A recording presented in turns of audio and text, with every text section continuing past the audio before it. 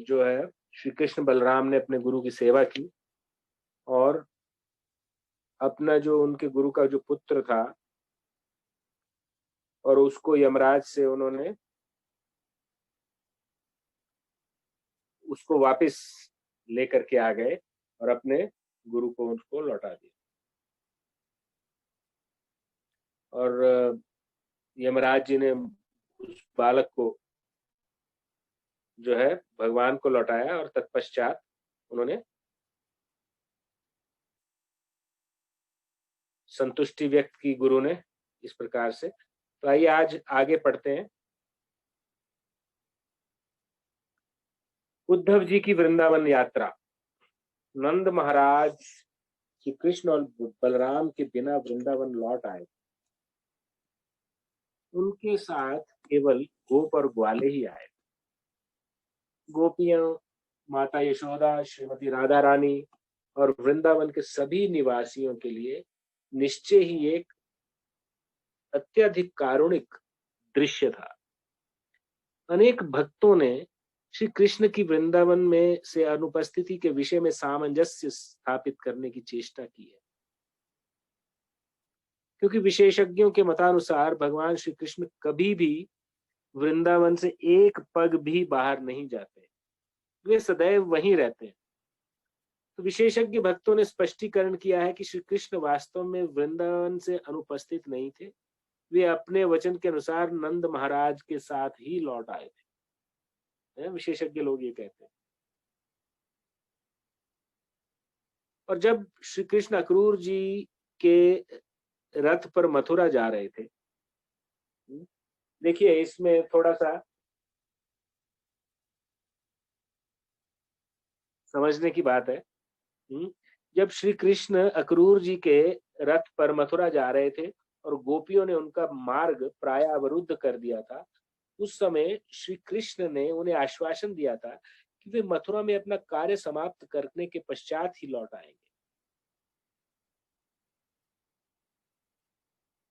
श्री कृष्ण ने गोपियों को व्याकुल न होने के लिए कहा और इस प्रकार उन्होंने उनको सांत्वना दी, किंतु जब वे नंद महाराज के साथ नहीं लौटे तो ऐसा लगता था कि या तो उन्होंने उनके साथ छल किया अथवा वे अपना वचन न निभा सके।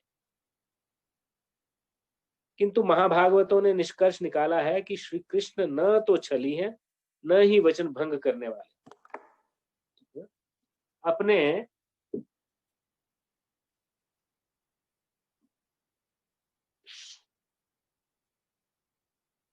अपने मूल स्वरूप में श्री कृष्ण नंद महाराज के साथ लौट आए थे और माता यशोदा तथा गोपियों के साथ अपने भाव अंश के रूप में निवास कर रहे थे।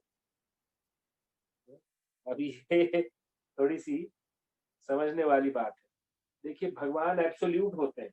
एब्सोल्यूट का मतलब होता है सब समय सब काल में वो रहते हैं। और एब्सोल्यूट का ये भी मतलब होता है कि उनके नाम, रूप, गुण, लीला, भाव इत्यादि, स्मरण आदि में कोई अंतर है नहीं है। तो, तो विशेषज्ञ लोग ये कहते हैं, क्या कहते हैं, भगवान कभी भी अपना वचन भंग नहीं करते भाई। तो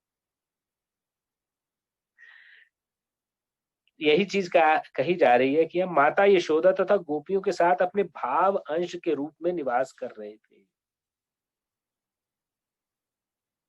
श्री कृष्ण और बलराम जी मथुरा में अपने मूल रूप में नहीं रहे थे, अपितु अपने अंश श्री वासुदेव तथा श्री शंकरषण के रूप में रहे थे। तो मूल रूप से कृष्ण, भगवान कृष्ण और राधा रानी जो है वो जो गोलोक वृंदावन में जो कमल है उसमें उसके सेंटर में विराजमान रहते हैं। तो ये बहुत टेक्निकल डिटेल्स हैं, जिसमें ओम क्लीं कृष्णाय गोपीजन वल्लभाय नमः है। तो वो जो मंत्र है, मूल बीज मंत्र है, तो वो वहां पे हमेशा रहता है और उसमें भगवान के साथ राधा रानी रहती है। और उसके बाद अनिरुद्ध, संकर्षण, प्रद्युम्न और प्रद्युम्न, अनिरुद्ध, संकर्षण और वसुदेव, है? ये 4 रूप उनसे फिर आगे निकलते हैं, है ना। तो बोलते हैं कि बलराम जी मथुरा में अपने मूल रूप में नहीं गए थे, अपितु अपने अंश श्री वासुदेव तथा संकर्षण के रूप में रहे। अपने भाव अंशों में वास्तविक श्री कृष्ण व बलराम वृंदावन में थे, है? भाव अंशों, जबकि मथुरा में वे प्रभव तथा वैभव अंशों के रूप में प्रकट हुए थे। तो ये बहुत टेक्निकल डिटेल है, ये अभी शायद आप लोगों ने सुना नहीं होगा कि भगवान भाव अंश के रूप में भी रहते हैं, और वैभव अंश के लिए प्रभव अंश के रूप में रहते हैं। श्री कृष्ण के उत्तम अधिकारी भक्तों का ये विशेषज्ञ मत है, और ये मत किसका है? जो विशेषज्ञ अधिकारी भक्त जो है, और बाह्य रूप में वे वृंदावन से अनुपस्थित थे, लेकिन भाव रूप में सदैव वह वहां रहते थे। किंतु जब नंद महाराज वृंदावन लौटने का आयोजन कर रहे थे, उस समय उनके श्री कृष्ण और बलराम जी के मध्य ये चर्चा हुई थी कि नंद जी से वियुक्त होकर बालक किस प्रकार रह सकेंगे, और अलग होने का निर्णय पारस्परिक सहमति से लिया गया था। ठीक है, जब वृंदावन लौटने की बात चल रही थी, उस समय भगवान कृष्ण और बलराम जी के बीच में चर्चा हुई थी कि उनके साथ वियुक्त रहकर वो कैसे रहेंगे, और अलग होने का ये जो निर्णय था पारस्परिक सहमति से लिया गया। वसुदेव जी और देवकी जी जो श्री कृष्ण के वास्तविक माता पिता थे, कंस की मृत्यु के कारण अब कृष्ण को अपने साथ रखना चाहते थे। तो जब तक कंस जीवित था, कृष्ण और बलराम को नंद महाराज के संरक्षण में वृंदावन में रखा गया।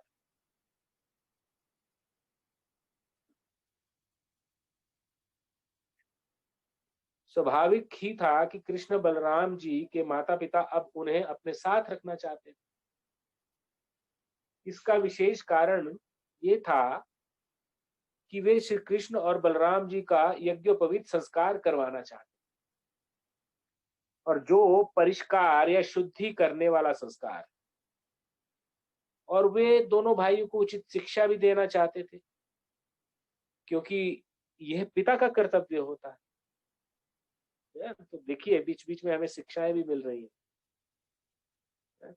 पिता का कर्तव्य क्या होता है ये बताया जा रहा है शास्त्रों के माध्यम से हमें।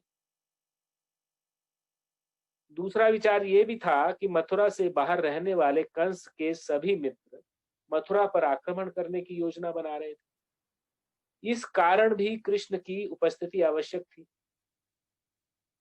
इसलिए कृष्ण नहीं चाहते थे कि दंतवक्र तथा जरासंध जैसे शत्रुओं के द्वारा वृंदावन में अशांति उत्पन्न की जाए, और यदि श्री कृष्ण वृंदावन गए होते तो ये शत्रु न केवल मथुरा पर आक्रमण करते, अपितु वृंदावन जाकर वहां के शांति प्रिय निवासियों को भी क्षुब्ध करते। अतः श्री कृष्ण ने मथुरा रहने का ही निर्णय निश्चय किया, और नंद महाराज वृंदावन लौट गए। यद्यपि वृंदावन के निवासी श्री कृष्ण के वियोग का अनुभव कर रहे थे, तथापि अपनी लीलाओं के माध्यम से श्री कृष्ण सदैव उनके साथ और भाव रूप से उनके साथ, और इस तथ्य के द्वारा वे भाव विभोर रहा करते थे। जब से श्री कृष्ण वृंदावन से मथुरा गए थे, वृंदावन के निवासी विशेष रूप से माता यशोदा, नंद महाराज, श्रीमती राधा रानी, गोपियां तथा ग्वाल बाल पग पग पर से केवल श्री कृष्ण का ही चिंतन कर रहे थे। वे सोच रहे थे श्री कृष्ण इस प्रकार क्रीड़ा किया करते थे, श्री कृष्ण अपनी वंशी इस प्रकार बजाया करते थे, श्री कृष्ण हमसे विनोद किया करते थे, हमें हृदय से लगाया करते थे। इसे लीला स्मरण कहा जाता है।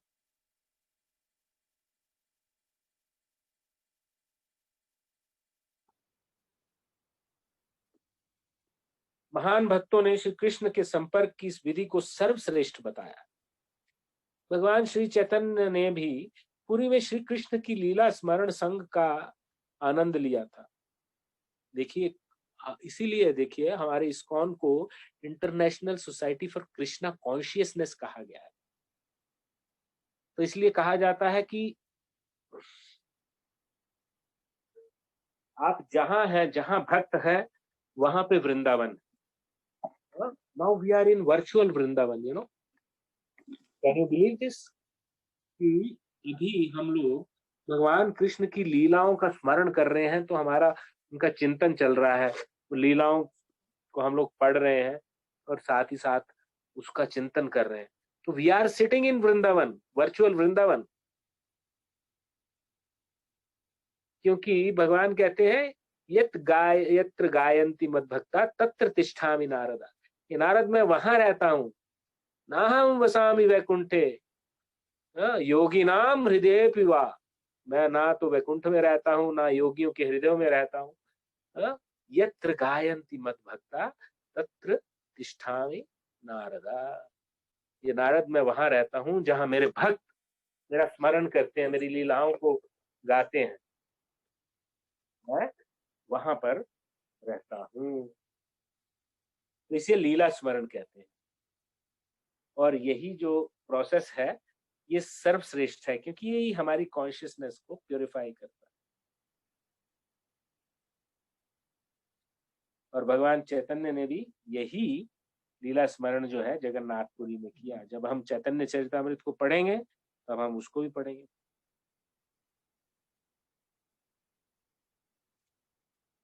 भक्ति तथा आनंद की सर्वोच्च स्थिति में रहने वाले भक्त श्री कृष्ण की लीलाओं के स्मरण द्वारा सदैव श्री कृष्ण के साथ रह सकते हैं। तो भक्ति और आनंद की सर्वोच्च स्थिति में अगर जो कोई भक्त रहता है, तो उसकी क्या लिटमस टेस्ट है, उसका जो जो उसका सिम्टम क्या है, कि वो हमेशा आनंद में रहता है। नंबर किस प्रकार के आनंद? लीला स्मरण के आनंद में रहता है। और शील विश्वनाथ चक्रवर्ती ठाकुर ने कृष्ण भगवनामृत भावनामृत नामक एक श्री कृष्ण भगवनामृत नामक एक दिव्य साहित्य हमें प्राप्त प्रदान किया है, जो श्री कृष्ण की लीलाओं से परिपूर्ण है।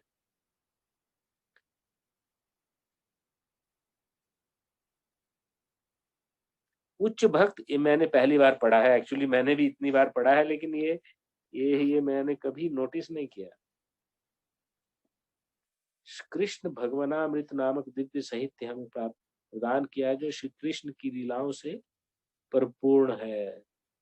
कभी देखा जाएगा इस ग्रंथ को लाने का बात करना। उच्च भक्त इस प्रकार के ग्रंथों का अध्ययन करके श्री कृष्ण के चिंतन में लीन रह सकते हैं।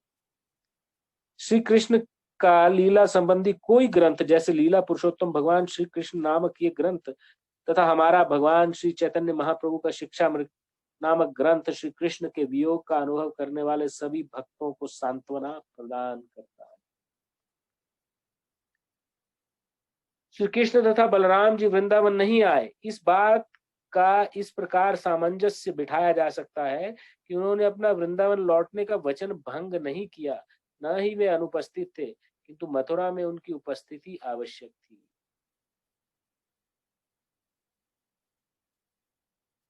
है ना? तो इसलिए भगवान की जो लीलाओं का स्मरण वहां पे मथुरा में भाव रूप में भगवान हमेशा रहे, लेकिन साथ ही साथ उनका मथुरा में रहना आवश्यक इसलिए था कि बहुत सारा वहां पे उपद्रव होने की आशंका थी। इसी बीच श्री कृष्ण के चचेरे भाई उद्धव द्वारका से उनसे मिलने आए। ये वसुदेव जी के भाई के पुत्र थे और आयु में कृष्ण के बराबर ही थे। रूपरेखा में वे श्री कृष्ण जैसे ही लगते थे। तो गुरुकुल से लौटने पर अपने सर्वप्रिय सखा उद्धव को देखकर श्री कृष्ण प्रसन्न हो गए और श्री कृष्ण वृंदावन के नागरिकों के गहन वियोग भाव को शांत करने के लिए उद्धव को संदेश देकर वृंदावन भेजना चाहते थे। जैसा कि भगवत गीता में कहा गया है कि ये यथा माम प्रपद्यन्ते तांस तथैव भजाम्यहम्। श्री कृष्ण अत्यंत भावग्राही हैं और भक्त की भक्ति में प्रगति के अनुरूप ही वे स्नेह का आदान प्रदान करते हैं। भावग्राही जनार्दन, ऐसा हम लोग कहते हैं। भगवान भाव ग्रहण करते हैं, वो किसी चीज के भूखे नहीं है। आप उनको पैसा अर्पण करो या आप उनको प्रसाद अर्पण करो या जो कुछ भी अर्पण करो, तो वो उसमें से क्या लेते हैं? वो कोई प्रसाद नहीं लेते हैं, पैसा नहीं लेते हैं, वो भाव ग्रहण कर लेते हैं। किस भाव से भक्त ने मेरी ये सेवा की है, और भगवान उसी प्रकार उसको रेसिप्रोकेट करते हैं।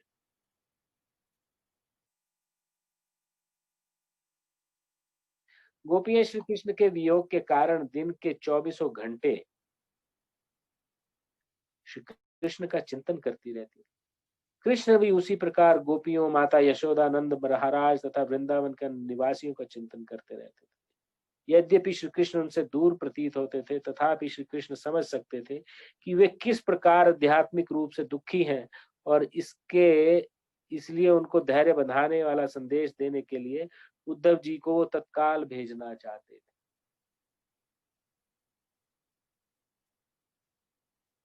उद्धव जी को वृष्णि वंश का सर्वश्रेष्ठ व्यक्ति माना जाता है। देखिए, बहुत इंपॉर्टेंट बात कही गई है।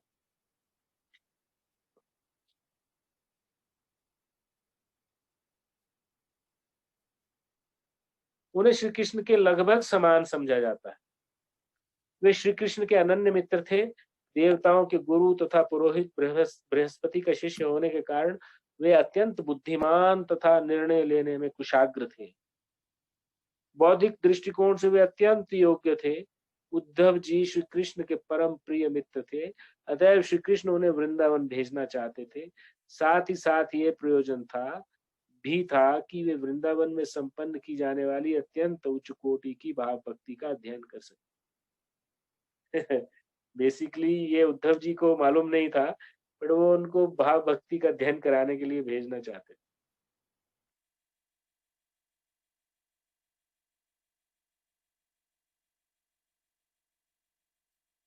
चाहे कोई भौतिक ज्ञान में अति उत्कृष्ट हो और बृहस्पति का शिष्य हो, है ना, तब भी यदि श्री कृष्ण से अतिशय प्रेम करना हो तो उसे गोपियों तथा वृंदावन वासियों से सीखना पड़ता है। वृंदावन वासियों को धैर्य देने के लिए संदेश देकर उद्धव जी को वृंदावन भेजना श्री कृष्ण का उद्धव के प्रति विशेष अनुग्रह था, क्योंकि वो उनको सिखाना चाहते थे, भाई तू ज्ञान की गठरी लेकर घूम रहा है, लेकिन प्रेमा भक्ति का जो स्वाद जब तुमको आएगा, तब तुम्हारा ये ज्ञान फ्यान सब बेकार हो जाएगा।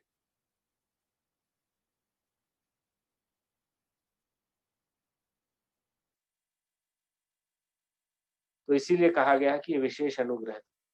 भगवान श्री कृष्ण का नाम हरि भी है, जिसका अर्थ है यह जो शरणागत भक्तों के सभी दुख हर लेते हैं। चैतन्य महाप्रभु कहते हैं कि जैसी उपासना गोपियों ने की, कभी भी कोई उपासना उससे उत्कृष्ट कोटि की नहीं हो सकती। श्री कृष्ण गोपियों के दुख के विषय में अत्यंत चिंतित थे। उन्होंने उद्धव से वार्तालाप करके उनसे विनय पूर्वक वृंदावन जाने की प्रार्थना की। उन्होंने उद्धव जी का हाथ अपने हाथ में लेकर कहा, मेरे सौम्य सखा उद्धव, कृपया तुम तत्काल वृंदावन जाओ और मेरे माता पिता नंद महाराज तथा यशोदा देवी और गोपियों को सांत्वना देने का प्रयास करो।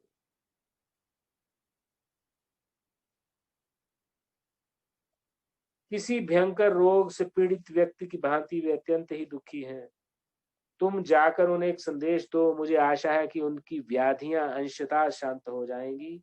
गोपियां सदैव मेरे चिंतन में लीन रहती हैं।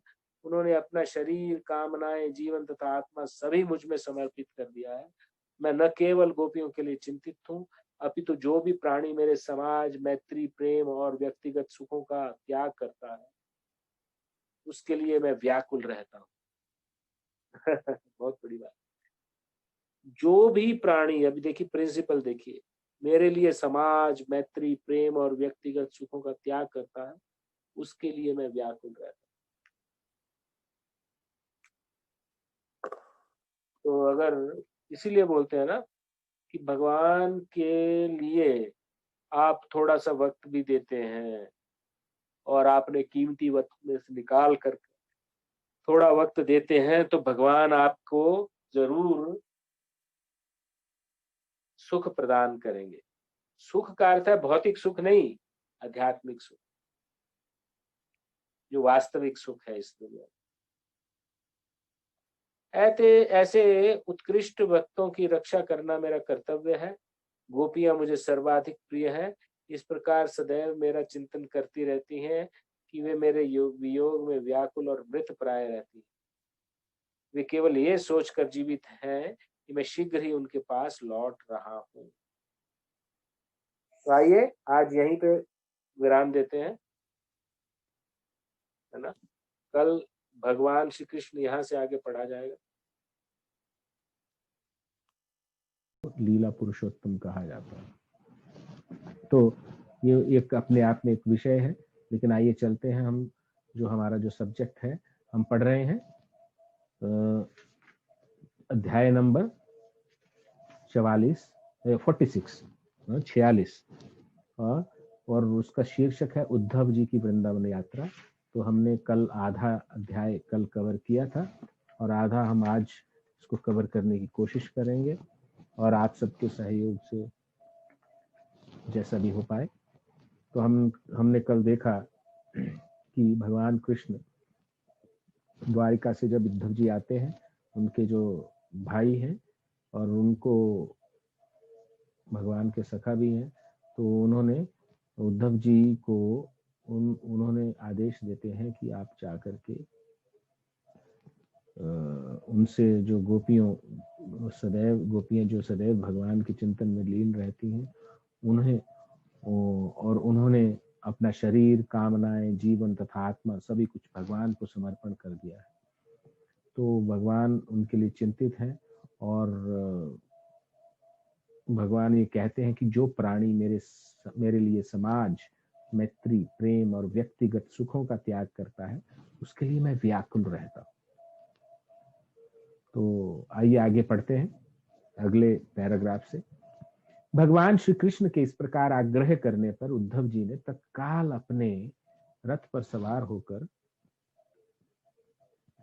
प्रस्थान किया और गोकुल को संदेश ले गए।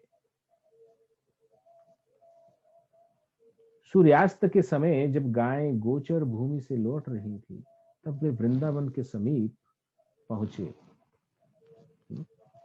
तो किस वक्त पहुंचे? जब गायें जो थी जो पूरा दिन चर करके वापस आ रही थी, उसको गोधूली का वक्त भी कहते हैं। जब ढोर डंगर जो है वापस गांव में आते हैं, तो और जब चलते हैं तो जो धूल उठता है, तो उसको वो जब उसी वक्त वापस आते हैं, तो सूर्यास्त के समय जब वो पहुंची, तब वो वृंदावन के समीप वो भी उसी वक्त पहुंचे। उद्धव जी और उनका रथ गोरज से आवृत हो गए। सब तरफ धूल उड़ रही थी, तो वो पूरा उससे कवर्ड हो गए। उन्होंने वृषभों को समागम के लिए गांव के पीछे दौड़ते हुए देखा और दुग्ध भार से बोझिल थनों वाली दूसरी गायों को उन्होंने दूध पिलाने के लिए बछड़ों के पीछे भागते देखा। उद्धव जी ने देखा कि वृंदावन की समस्त धरती श्वेत गौओं और बछड़ों से भरी हुई है। गोकुल में यत्र तत्र सर्वत्र गौएं दौड़ रही थी। तो ये वृंदावन की भूमि का एकदम चित्रण किया गया है। यहाँ पे उन्हें गोदोहन की ध्वनि सुनाई पड़ रही थी। वृंदावन में प्रत्येक घर सूर्य देव तथा अग्निदेव की उपासना के लिए सज्जित था। प्रत्येक घर में अतिथियों, गौओं, ब्राह्मणों और देवताओं के स्वागत का प्रबंध था। और घर को पवित्र बनाने के लिए प्रत्येक घर दीपक से प्रकाशित था और उसमें धूप जल रही थी। सो इतना पवित्र वातावरण था। ये है वृंदावन, ये है असली वृंदावन। घर को पवित्र बनाने के लिए प्रत्येक घर दीपक से प्रकाशित था और उसमें धूप जल रही थी। और वृंदावन सर्वत्र पुष्पों से भरे उत्तम उद्यान, चहचहाते पक्षी तथा मधुमक्खियों की गुनगुनाहट वृंदावन में थी। और सरोवरों में कमल पुष्प, बख्तके तथा हंस भरे हुए थे। तो ये दृश्य देखते देखते उद्धव जी जो है वृंदावन में प्रवेश कर रहे हैं। उद्धव जी ने नंद महाराज के घर में प्रवेश किया। वासुदेव के प्रतिनिधि के रूप में वहां उनका स्वागत किया गया। नंद महाराज ने उन्हें आसन दिया और श्री कृष्ण, बलराम जी तथा मथुरा में रहने वाले परिवार के अन्य सदस्यों के संदेश के विषय में पूछने के लिए वे उनके पास बैठ गए। वे जानते थे कि उद्धव कृष्ण के अत्यंत अंतरंग सखा है, अतः वे शुभ संदेश लेकर ही आए हों। तो नंद महाराज ने कहा, प्रिय उद्धव, मेरे मित्र वसुदेव जी कैसे हैं? वे अब कंस के कारागृह से मुक्त हो गए हैं और अब वे अपने मित्रों और अपने पुत्रों श्री कृष्ण और बलराम जी के साथ हैं, अतः वे अत्यंत प्रसन्न होंगे। मुझे उनके तथा उनकी कुशलता के विषय में बताइए। हम भी अत्यंत प्रसन्न हैं कि सर्वाधिक पापी असुर कंस की अब मृत्यु हो चुकी है। वह सदैव ही यदुवंश और उनके संबंधियों से द्वेष रखता था। अब उसके पाप कर्मों के कारण अपने सभी भाइयों सहित उसका संहार हो चुका है। कृपया अब हमें बताइए कि क्या श्री कृष्ण वृंदावन में रहने वाले अपने माता पिता, सखाओं तथा साथियों का स्मरण करते हैं? क्या वे अपनी गौओं, अपनी गोपियों, अपने गोवर्धन पर्वत और अपनी वृंदावन की गोचर भूमि का स्मरण करते हैं? ऐसा तो नहीं कि अब वे ये सब भूल गए हों।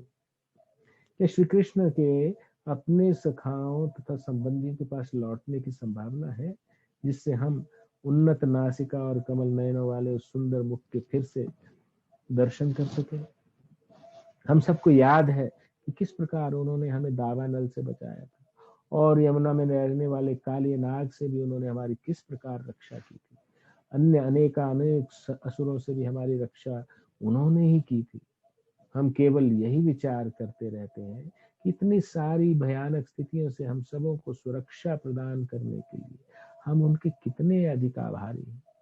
प्रिय उद्धव, जब हम श्री कृष्ण के सुंदर मुख और नयनों तथा उनकी यहाँ वृंदावन में विभिन्न लीलाओं का चिंतन करते हैं तो हम इतने व्याकुल हो जाते हैं कि हमारे सभी कार्यकलाप रुक जाते हैं। यह परिस्थिति थी एक्चुअली वास्तव में वहां पे वृंदावन वासियों की, ब्रजवासियों। हम सभी केवल श्री कृष्ण का चिंतन करते हैं कि वे कैसे मुस्कुराते थे और कैसे हमारी ओर चितवन करते थे। और जब हम यमुना नदी अथवा वृंदावन के अन्य सरोवरों के तट पर जाते हैं अथवा गोवर्धन पर्वत या गोचर भूमि के निकट जाते हैं तो अभी भी हमें वहां की धरती पर श्री कृष्ण के चरण चिन्हों के दर्शन होते हैं, क्योंकि वे उन स्थानों पर निरंतर जाते थे। अतः वहां पर क्रीड़ा करते हुए श्री कृष्ण का हमें अत्याधिक स्मरण हो आता है। और जब हमारे मन में श्री कृष्ण का स्वरूप प्रकट हो जाता है तब हम तत्काल उनके चिंतन में लीन हो जाते। तो देखिए, वृंदावन में भगवान कृष्ण का चिंतन सहज ही है और वहां पे हर ऐसा कोई जगह नहीं है जहां पर भगवान के मतलब कि कोई भगवान ने कोई लीला ना की हो। और जहां भी जाते हैं भगवान का चिंतन, स्मरण सहज ही होता है। यह है वृंदावन धाम और यही है कृष्णा कॉन्शियसनेस। तो भगवान को अपनी कॉन्शियसनेस में रखना, भगवान को अपनी भावनाओं में रखना, यही कृष्ण कॉन्शियसनेस है। तो कैसे हम उनको अपनी भावनाओं में रखेंगे? जब हम उनकी लीलाएं हमें उन्हें मालूम होंगी और हम उनका स्मरण करते रहेंगे और उन लीलाओं के बारे में बार बार चिंतन करेंगे तो हमारा उनसे संबंध स्थापित हो जाएगा। जयताम सुरतोर पंगो मम मंद मतिर्गति मत सर्वस्पदाम बोधो श्री राधा मदन। तो ये संबंध आदि देव का हम प्रणाम करते हैं। अभी मंत्र मैंने गाया था। तो ये भगवान से संबंध स्थापित करने में हमारी सहायता करता है। तो आगे पढ़ते हैं। तो अतएव हम विचार करते हैं कि संभवतः श्री कृष्ण और बलराम जी स्वर्गलोक के प्रमुख देवता हैं, जो पृथ्वी पर कुछ विशिष्ट कर्तव्यों के संपादन के लिए हमारे सम्मुख सामान्य बालकों के रूप में प्रकट हुए। गर्ग मुनि ने भी श्री कृष्ण की जन्म कुंडली बनाते समय इस बात की भविष्यवाणी की थी, यदि श्री कृष्ण एक महान व्यक्ति न होते तो 10 सहस्र हाथियों का बल रखने वाले कंस को कैसे मार सकते थे। कंस के अतिरिक्त कई और अत्यंत बलशाली मल्ल भी थे और साथ ही कुबलया पीड़ नामक विशालकाय हाथी भी था। इन सब पशुओं और असुरों का श्री कृष्ण ने उसी प्रकार वध कर दिया जैसे कोई सिंह एक साधारण पशु का वध करता है। ये कितना अद्भुत है कि 3 जुड़े हुए ताड़ के वृक्षों से निर्मित विशाल और भारी धनुष को श्री कृष्ण ने एक हाथ से उठा लिया और शीघ्रता से उसे तोड़ दिया। कितना आश्चर्यजनक है कि श्री कृष्ण ने लगातार 7 दिनों तक गोवर्धन पर्वत को एक हाथ में धारण किया रखा। कितना अद्भुत है कि श्री कृष्ण ने प्रलंबासुर, धेनुकासुर, अरिष्टासुर, तृणाव्रत और बकासुर जैसे सभी असुरों का वध कर दिया। वे असुर इतने बलशाली थे कि स्वर्गलोकों में देवता भी उनसे भयभीत थे, किंतु श्री कृष्ण ने कितनी सरलता से उनका वध किया। हमने जैसे गोपी गीत पढ़ा था, गोपी गीत में गोपियां भी यही बात कहती हैं कि आपने, हे हमारे वीर, आपने हमें कितनी आपदाओं से बचाया। तो ये सारी लीलाओं का स्मरण जो है वसुदेव अपना नंद महाराज जी है उद्धव जी को बता रहे हैं।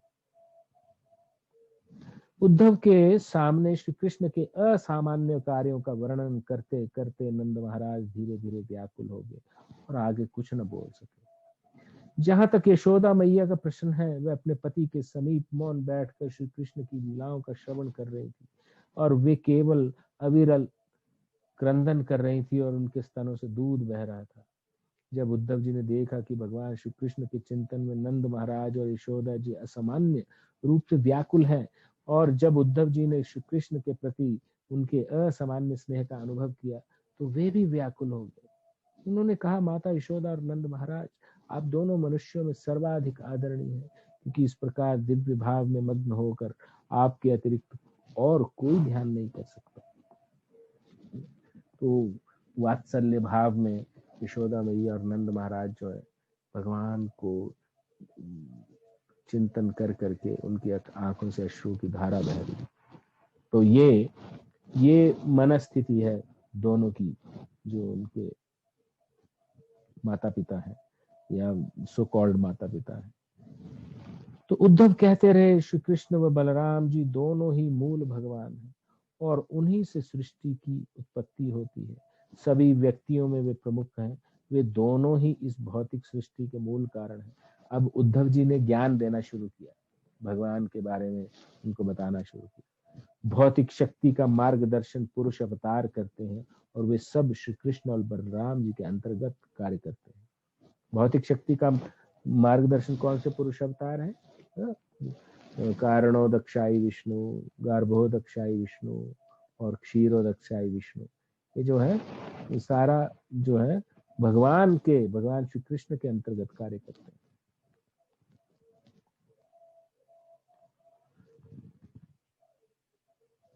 अपने आंशिक प्रतिनिधित्व के द्वारा वे सभी प्राणियों के हृदय में प्रवेश करते हैं। वे सभी ज्ञान तथा विस्मृतियों के भी स्रोत हैं। मत्तः स्मृतिर्ज्ञानम अपोहनम च वेदैश्च सर्वैरहमेव वेद्यो वेदांत कृत वेद विद एव चाहम। भगवत गीता 15:15 में इस बात को बताया गया है। इस बात की पुष्टि भगवत गीता के वही बात बोल रहे हैं 15वें अध्याय में की गई कि मैं सबके हृदय में उपस्थित हूँ और मैं ही स्मृति और विस्मृति का कारण हूँ। मैं ही वेदांत का मूल रचयिता हूँ और मैं ही वेदों का वास्तविक ज्ञाता हूँ। यदि मृत्यु के समय कोई क्षण भर भी अपने शुद्ध मन को श्री कृष्ण पर स्थिर कर ले तो वह अपनी भौतिक शरीर को त्याग कर मूल आध्यात्मिक शरीर को प्राप्त करने का अधिकारी बनता है। तो इसीलिए देखते हैं कि मृत्यु के समय हम लोग भगवत गीता पढ़ाते हैं या भगवान का नाम का जप करते हैं जो व्यक्ति मृत्युशैया पर पड़ा होता है ना। अंत काले च मामेवं स्मरणं मुक्त्वा कलेवरम। अंत काले, अंत काल में जो माम एवं मेरा ही स्मरण जो व्यक्ति करता है और ये शरीर छोड़ता है, सब प्रयाति तद्भावम, वो मेरे भाव को प्राप्त होता है, ऐसा भगवान भगवत गीता में कहते हैं। तो वही यहाँ बात बताई जा रही है, ये भगवत गीता को ही यहाँ पे उद्धृत किया जा रहा है। ये ठीक उसी प्रकार है जिस प्रकार सूर्य अपने न यदि मृत्यु के समय कोई क्षण भर भी अपने शुद्ध मन से श्री कृष्ण पर स्थिर कर ले तो वह अपने भौतिक शरीर को त्याग कर मूल आध्यात्मिक शरीर को प्राप्त करने का अधिकारी बनता है। यानी भगवान के धाम में प्रवेश कर जाता है। ये ठीक उसी प्रकार है जिस प्रकार सूर्य अपने पूर्ण प्रकाश में उदित होता है, इस प्रकार प्राण त्यागने के पश्चात वह तत्काल वैकुंठ लोक में प्रवेश करता है। वह कृष्ण भावनामृत के साधन का फल है। तो भगवान कृष्ण कॉन्शियसनेस का फल क्या है कि व्यक्ति वैकुंठ जाने का अधिकारी हो जाता है। वैकुंठ मतलब जहाँ कोई कुंठा नहीं है, जहाँ कोई चिंता नहीं है। इस भौतिक जगत में, इस कलयुग में कभी कोरोना, कभी कुछ, इसकी चिंता हमें सताती रहती है। आज क्या होगा, कल क्या होगा, कुछ मालूम नहीं। आज हमारा निकल गया, कल क्या होने वाला कुछ मालूम नहीं है और उसके बारे में चिंता सताती है। अब क्या होगा, कल का गुजारा कैसे करेंगे, कल कैसे हमारा सारी चीजें होंगी। तो उसके बारे में हमेशा व्यक्ति चिंता में पड़ा रहता है। रिलेशंस में चिंता में है, अपने सभी कार्यों के लिए चिंताग्रस्त रहता है, अपने स्वास्थ्य के लिए चिंताग्रस्त रहता है, और समय बीतता है तो व्यक्ति चिंताग्रस्त होता है। लेकिन वैकुंठ लोक में ऐसी कोई भी कुंठाएं नहीं। यदि हम मन व शरीर से स्वस्थ रहते हुए इस वर्तमान शरीर में पवित्र महामंत्र का जप करते हुए कृष्ण भावनामृत का अभ्यास करें तो पूर्ण संभावना है कि मृत्यु के समय हम अपना मन श्री कृष्ण पर केंद्रित करें। यदि हम मन व शरीर से स्वस्थ रहते हुए इस वर्तमान शरीर में पवित्र महामंत्र का जप करते हुए कृष्ण भावनामृत का अभ्यास करें तो पूर्ण संभावना है कि मृत्यु के समय हम अपना मन श्री कृष्ण पर केंद्रित कर पाएंगे। एक्चुअली करें लिखा है। यदि हम ऐसा करें तो निसंदेह हमारा जीवन सफल हो जाए। तो ये बड़े ध्यान से पढ़ना इसको। यदि हम मन व शरीर से स्वस्थ रहते हैं, पहला कार्य है कि अपने मन को स्वस्थ रखना है। No mental issues, no mental ambiguities, मानसिक कोई भी मेंटल टेंशन्स कुछ नहीं होना चाहिए। तो मन को हमने आपको मन को स्वस्थ रखना है। और दूसरा, शरीर से स्वस्थ रहते हुए शरीर को भी स्वस्थ रखना है। उल्टा सुल्टा कुछ नहीं करना। मैं ये कह रहा हूं, मैं इसका भुक्त भोगी हूं। अपने शरीर के साथ ज्यादती करते हैं तो हमको उसका फल भोगना पड़ता है। और बालपन से ही बच्चों को इसकी शिक्षा देनी चाहिए। और ये दोनों कंडीशंस में स्वस्थ रहते हुए, मन और शरीर से स्वस्थ रहते हुए इस वर्तमान शरीर में पवित्र महामंत्र का जप करते हुए कृष्ण भावनामृत का अभ्यास करें। तो कृष्णा कॉन्शियसनेस का अभ्यास कैसे करना है? स्वस्थ मन और स्वस्थ शरीर से हमको महामंत्र का जप करना है। और अगर हम ऐसा करेंगे तो हम मृत्यु के समय भगवान पर अपना ध्यान पूर्णता केंद्रित कर पाएंगे और इस प्रकार वैकुंठ में जाने के अधिकारी बन जाएंगे। किंतु यदि, अच्छा उसका अपोजिट क्या है? किंतु यदि हम अपने मन को सदा सकाम कर्म में लीन रखें। सकाम कर्म मतलब ऐसा काम करें कि जिसमें हमें फल से बहुत ज्यादा अटैचमेंट हो जाती है कि मैं ये कर रहा हूं तो मुझे क्या मिलेगा। यानी हम कोई भी सामाजिक कार्य या दूसरों का कल्याणकारी कार्य नहीं करते, उसको सकाम कर्म, जो खाली अपने बेनिफिट के लिए, उसको यहाँ सकाम कर्म कहा गया। हरे कृष्णा, म्यूट प्लीज। आस्था माता जी म्यूट प्लीज। दीपक प्रभु जी उनको म्यूट कीजिए प्लीज। दीपक प्रभु जी हरे कृष्णा, म्यूट कीजिए आस्था माता जी प्लीज। हरे कृष्णा प्रभु जी, कर रहा हूँ प्रयास। Okay okay.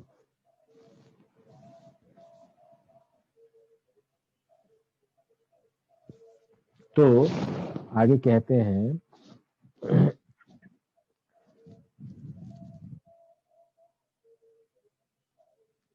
अच्छा, अपने मन को सदा सकाम कर्म में लीन रखें जिससे हमें भौतिक सुख की प्राप्ति हो। तो स्वाभाविक है कि मृत्यु के समय भी हम ऐसे ही कर्मों के विषय में सोचें।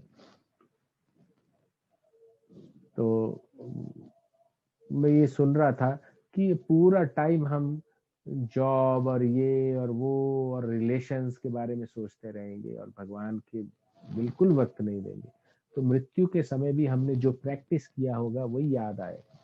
हाँ, हमारा पुत्र पत्नी बच्चों से अटैचमेंट बढ़ता ही रहेगा। तो मैं एक प्रभु जी को सुन रहा था कि एक माता जी को एकदम पूरा तरह से कैंसर से पीड़ित थी और वो मतलब उनके बचने की कोई संभावना नहीं थी।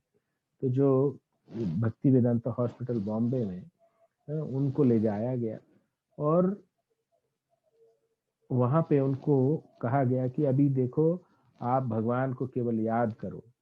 तो वो बोलती है क्या क्या बोलती है।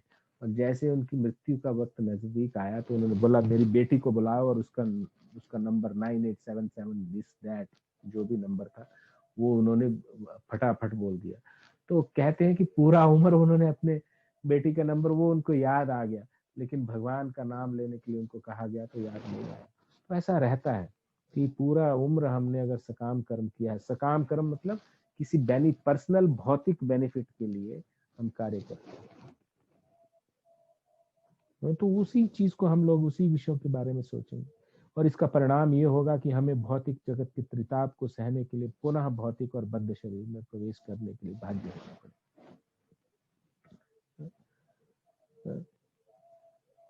तो जिस जिस भाव से मनुष्य शरीर त्यागता है और वो उसी वासनाओं को लेकर उसको अगला शरीर मिलता है। और अगर वो भगवान का नाम लेकर के शरीर त्यागता है तो उसे वापस इस भौतिक शरीर में नहीं आना पड़ता है। ये चीज को एक बार हमारे सारे शास्त्रों का निष्कर्ष ये कहता है और इसको हमें गांठ बांध लेनी चाहिए। और इसके लिए हम हरे कृष्ण महामंत्र का जप क्यों करते हैं? इसीलिए करते हैं कि जब हमारे पे डिफिकल्टी आए, मृत्यु की वक्त आए, तो हम इस महामंत्र से भगवान को याद करके पूरा ध्यान उनमें लगा पाए और उनको याद करते करते उनके नामों का स्मरण करते करते या बोलते बोलते हम अपना शरीर त्यागें।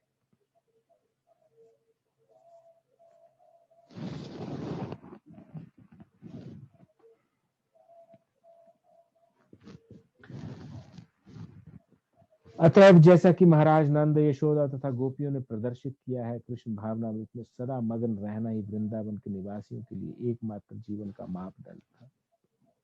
यदि हम उनके चरण चिन्हों का किंचित भर भी अनुसरण कर सके तो निश्चित रूप से हमारे जीवन सफल हो जाएंगे और हम आध्यात्मिक जगत अर्थात वैकुंठ लोक में प्रवेश करेंगे। हमको व्रजवासियों का ये जो लीला स्मरण है और उनके नाम का जप करना है, ये उनसे हमको सीखना चाहिए और उनके उसी हिसाब से अपने जीवन को आगे बढ़ाना चाहिए।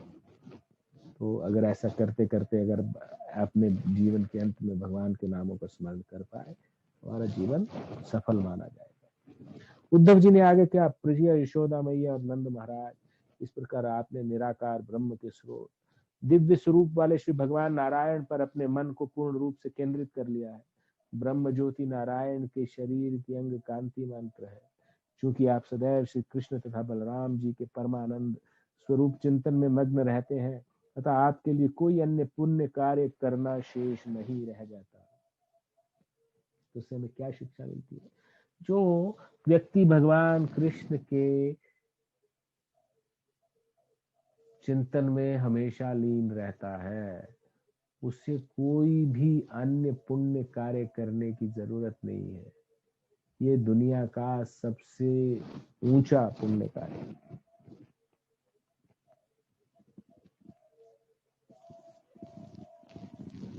मैं श्री कृष्ण का संदेश लाया हूँ, वे शीघ्र ही वृंदावन आएंगे और आप दोनों को अपनी उपस्थिति से संतुष्ट करेंगे।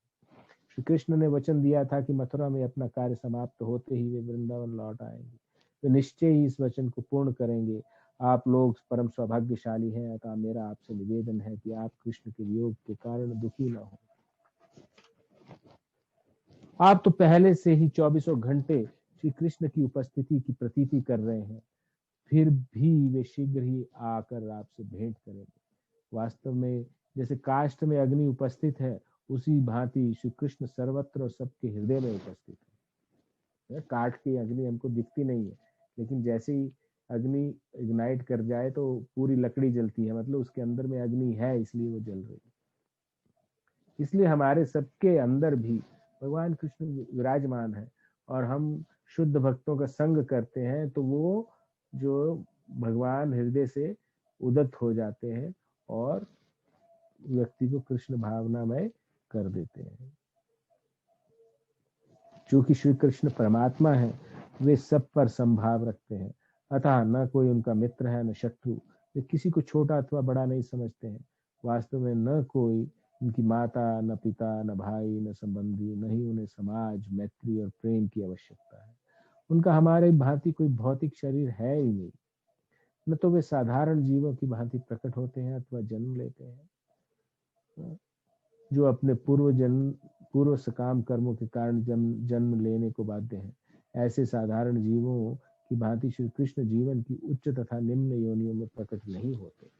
तो भगवान का अवतरण की बात बता रहे हैं, वो सिद्धांत बता रहे हैं कि जिस प्रकार मनुष्य अपनी वासनाओं के आधार पर, मान लीजिए मेरा अभी शरीर है और मेरे मन में कुछ वासनाएं हैं और मैं अंत काल में भी उन वासनाओं, उन इच्छाओं के बारे में सोच रहा हूँ और सोचते सोचते मैं अपना शरीर त्याग करता हूँ, तो मुझे अगला शरीर उन ही वासनाओं के आधार पर मिलेगा। तो उन्हीं वासनाओं के आधार पर अगला शरीर मिलेगा, अगले शरीर में मुझे प्रवेश करना पड़ेगा। लेकिन कोई व्यक्ति भगवान श्री कृष्ण को स्मरण करते हुए अपना देह त्यागता है तो फिर उसको अगला शरीर वो नहीं मिलता है, भौतिक शरीर यानी ऐसा मनुष्य देह में जन्म नहीं मिलता है। वो वैकुंठ जगत में चला जाता है और भगवान का परमानेंट सानिध्य प्राप्त करता है। हमेशा ऑलवेज ब्लिसफुल, ही रिमेन्स ऑलवेज ब्लिसफुल, और वो जन्म मृत्यु के चक्र से मुक्त हो जाता है। तो यह भगवान की बात बताई जा रही है कि भगवान जो नॉर्मल मनुष्यों की भांति जन्म नहीं होता उनको, अवजानन्ति मां मूढ़ा मानुषिम तनुमाश्रितम। मूढ़ लोग समझते हैं कि ये तो बच्चे जैसा पैदा हो रहा है, कहाँ भगवान मनुष्य शरीर का आश्रय ले लिया इसने। तो कृष्ण का जन्म ऐसे नहीं होता। वास्तव में कृष्ण को अजन्मा कहा गया, वो कभी उनका जन्म नहीं होता क्योंकि वो आदि पुरुष है। तो तब आप पूछ सकते हैं कि भागवत में कैसे बताया गया कि माँ देव की माता के गर्भ से उन्होंने जन्म लिया। तो वो जन साधारण को, लेकिन अगर आप उनके जन्म का प्रोसेस कर देखेंगे तो पहले वो वसुदेव जी के मन में उतरे, फिर वहां से देवकी माँ के मन में ट्रांसफर हुए, और जैसे वो ट्रांसफर होता है तो माता एकदम कांति मान हो जाती है, देदीप्यमान हो जाता है, उसका पूरा शरीर इल्यूमिनेट हो जाता है और भगवान एक शिशु के रूप में प्रकट हो गए। उनका वास्तव में जैसे प्रसव जैसा कोई चीज नहीं हुआ था।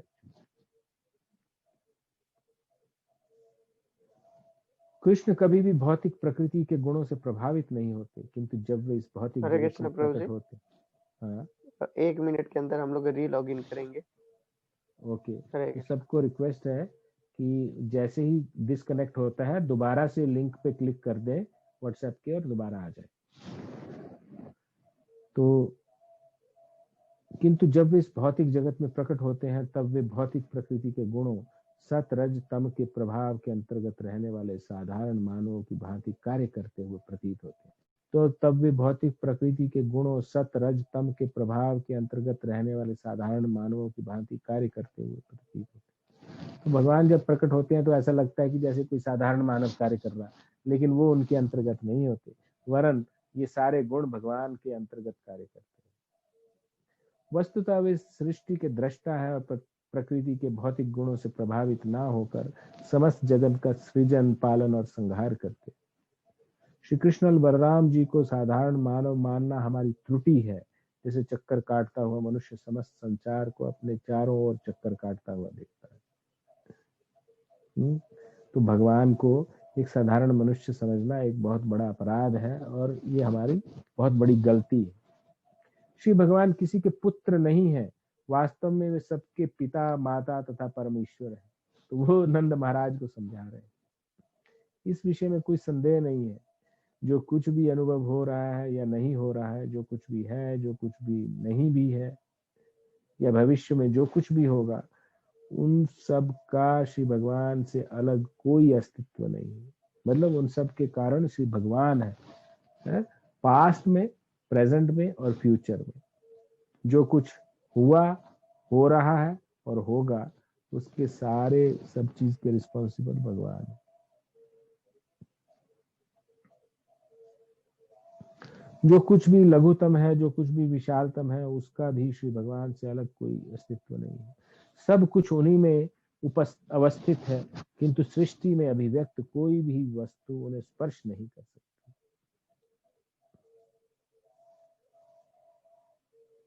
इस प्रकार श्री कृष्ण के विषय में वार्तालाप करते हुए नंद महाराज तथा उद्धव ने संपूर्ण रात्रि व्यतीत कर दी। प्रातःकाल दीपक जलाकर और माखन मिश्री दही छिड़क कर गोपियों ने प्रातःकालीन आरती की तैयारी की। मंगल आरती समाप्त करने के पश्चात वे दही मथने में व्यस्त हो गई। जब गोपियां इस प्रकार व्यस्त थीं, तब उनके आभूषणों पर प्रतिबिंबित होकर दीपक और अधिक प्रकाशित हो उठे। उनकी मथनी, उनकी बाहें, उनके कर्णफूल, उनकी चूड़ियां तथा उनके स्तन सभी चलायमान हो रहे थे। कुमकुम से उनके मुखों को एक ऐसी अरुण आभा प्राप्त हो रही थी जिसकी तुलना उगते हुए सूर्य से की जा सकती। दही मथते हुए मधुर ध्वनि के निकलने के साथ गोपियां श्री कृष्ण का यश गान भी कर रही थी। दोनों ध्वनियों की गूंज मिलकर आकाश तक जा रही थी और समस्त वातावरण को पावन कर रही थी। सूर्योदय के पश्चात सदा की भांति गोपियां नंद महाराज तथा यशोदा को प्रणाम करने आई, किंतु जब उन्होंने उद्धव के स्वर्णिम रथ को द्वार पर खड़े देखा तो वे परस्पर जिज्ञासा करने लगी, वह रथ क्या है और किसका है। उस रथ से कुछ ने प्रश्न किया, क्या श्री कृष्ण को ले जाने वाले अक्रूर फिर लौट आए? वे अक्रूर से प्रसन्न नहीं थी, क्योंकि कंस का सेवक होने के कारण वे कमल नयन श्री कृष्ण को मथुरा नगरी ले गए थे। सभी गोपियां अनुमान लगाने लगी कि हो सकता है अक्रूर जी पुनः कोई क्रूर योजना को पूर्ण करने आए, किंतु उन्होंने विचार किया, अपने परम स्वामी श्री कृष्ण के बिना हम तो अब मृत शरीर मात्र हैं। इन मृत शरीरों पर अब वे और कौन सा दुष्कार्य कर सकते हैं। अब जब इस प्रकार वार्तालाप कर रही थी, तभी उद्धव जी को अपना प्रातः कर्म, प्रार्थना, जप आदि समाप्त करके उनके समक्ष आए। इस प्रकार लीला पुरुषोत्तम भगवान श्री कृष्ण के अंतर्गत उद्धव जी की वृंदावन यात्रा नामक 46वें अध्याय का भक्ति वेदांत तात्पर्य पूर्ण हुआ।